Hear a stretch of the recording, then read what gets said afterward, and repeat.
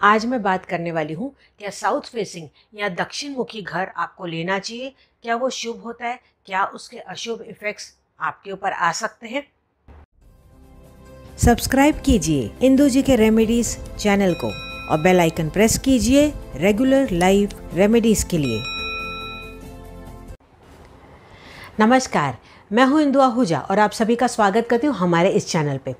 देखिए, जब भी कोई नया घर लेने जाता है तो अक्सर ये आपने सुना होगा या आप भी शायद ऐसा बोलते होंगे कि हमें दक्षिण मुखी वाला घर तो मत दिखाना। पर आज आपको एक प्रैक्टिकल बात बताती हूँ। देखिए, यहाँ पे आप चार्ट देख रहे हैं। अब इस चार्ट के अनुसार चारों डायरेक्शंस मार्क किए हुए हैं, पूर्व, पश्चिम, उत्तर और दक्षिण।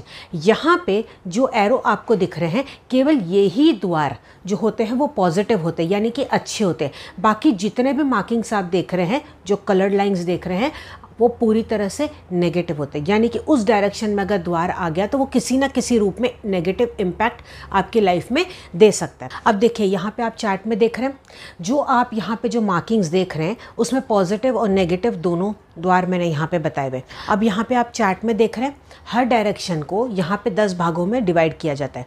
उसमें से आप देखेंगे छोटा सा जो एरिया है ना, 1 या 2 या 3 पॉइंट, ये जो द्वार होते हैं ये बहुत ही पॉजिटिव होते हैं। बाकी जो भी आप देख रहे हैं वो नेगेटिव होते हैं।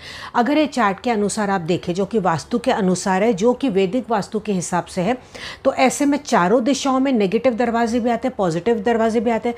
तो अकेले सारा इल्ज़ाम बेचारे दक्षिण मुखी दरवाजे को क्यों दिया जाता है? ऐसा क्यों बोला जाता है कि हमें दक्षिण मुखी घर मत दिखाना?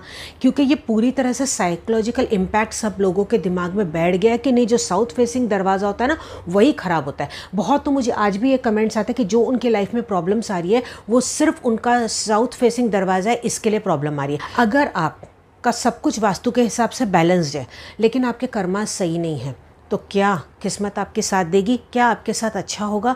नहीं होगा ना। तो ऐसे में याद रखना कि कर्माज आपके सही होने चाहिए। ये बहुत ज़्यादा इम्पॉर्टेंट है। सब चीज़ें यहाँ पे मायने रखती एक साथ, सिर्फ वास्तु को ही नहीं दोष देना चाहिए। चलिए, अब आपको एक और बात बताती हूँ कि साउथ फेसिंग घर नहीं लेना चाहिए, उस पर इम्पैक्ट इतना ज़्यादा स्ट्रॉन्ग क्यों दिया जाता है। पहले ऐसा बोला जाता था, नॉर्मली क्या होता था, फ्लैट सिस्टम तो होते नहीं थे, बंगलोज होते थे, हर एक का अपना अपना इंडिविजुअल घर होता था। ऐसे में जब आप ऑब्जर्व करेंगे, जो धूप होती है, जो धूप की रोशनी होती है, जब वो साउथ की तरफ आती है तो बहुत ही ज़्यादा स्ट्रॉन्ग होती है, ठीक है, वो दोपहर के वक्त। और ऐसे में जो एनर्जी होती है, जो रेज होती है, वो हमारे हेल्थ के लिए अच्छी नहीं होती। बस यही एक कारण बोला जाता था कि इस वजह से बोलते थे मेजॉरिटी कि साउथ फेसिंग आपको घर नहीं लेना चाहिए। और भी बहुत सारे कारण बोले गए हैं। अब ऑलरेडी अगर आप फ्लैट सिस्टम में हैं तो ऐसे में तो धूप आने का अंदर वहाँ पे सवाल ही नहीं होता। हाँ, वहाँ पे वो खिड़की होगी तो आप उसको बंद कर सकते हो, राइट। लेकिन दरवाज़ा अगर आपका साउथ की तरफ है तो किस प्रकार से उसका नेगेटिव इम्पैक्ट आएगा। अब बहुत लोग बोलते हैं कि वो यम का डायरेक्शन होता है, ऐसा होता है, वैसा होता है। इस तरीके से नहीं है। देखिए, बहुत सारी बातें हैं। अच्छा, आप मुझे एक और बात बताइए, सच सच दिल से बताइएगा, अगर आपका ईस्ट फेसिंग घर है, वेस्ट फेसिंग है, नॉर्थ फेसिंग है, उसके बावजूद क्या आपके लाइफ में प्रॉब्लम्स नहीं हैं? ऐसा कौन सा इंसान है इस दुनिया में, चाहे वो गरीब हो, अमीर हो, चाहे कोई भी हो, चाहे कोई भी दिशा में उसका घर हो, क्या उसकी लाइफ में प्रॉब्लम्स नहीं हैं? जो प्रॉब्लम्स आती है वो हमारे कर्मों के हिसाब से आती है, चाहे पिछले जन्म की, ये जन्म की। ये बात आप भी जानते हैं। वास्तु काम करता है। मैं खुद एक वास्तु एक्सपर्ट हूँ, मुझे अवार्ड भी मिला है। मैं खुद वास्तु में बिलीव करती हूँ। लेकिन अंधविश्वास हमें करके नहीं चलना चाहिए, अंधाधुन होकर नहीं चलना चाहिए। थोड़ा बहुत आप करें, लेकिन कोई भी चीज़ अति यानी कि ज़्यादा करना हमेशा ख़राब ही होता है। अच्छा, एक और बात आपको बताऊँ, मेरा ओरिजिनल फ्लैट ये था, यानी कि ये जो फ्लैट है ये ईस्ट फेसिंग फ्लैट है। फिर हमने सामने और एक फ्लैट लिया जो कि वेस्ट फेसिंग था।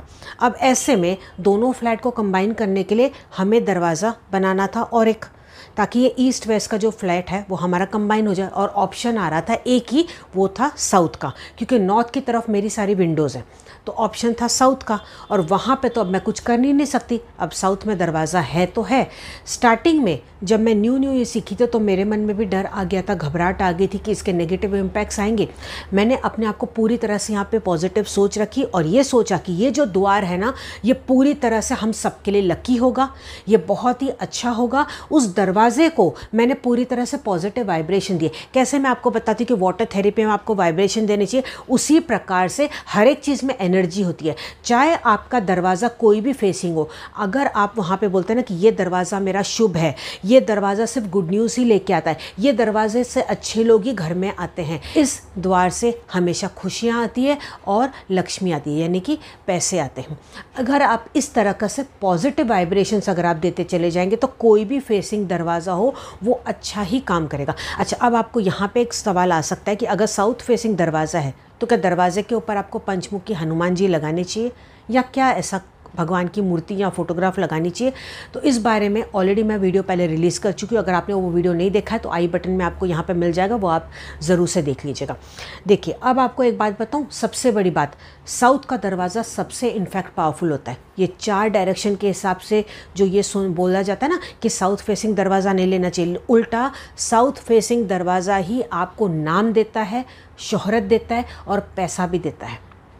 मैं ऐसे बहुत सारे आपको बता सकती हूँ केसेस जहाँ पे कि लोग साउथ फेसिंग दरवाज़ा लेने के बाद ही वो पैसे में तरक्की करते चले गए, उनका नाम भी रोशन हुआ। ये हकीकत है।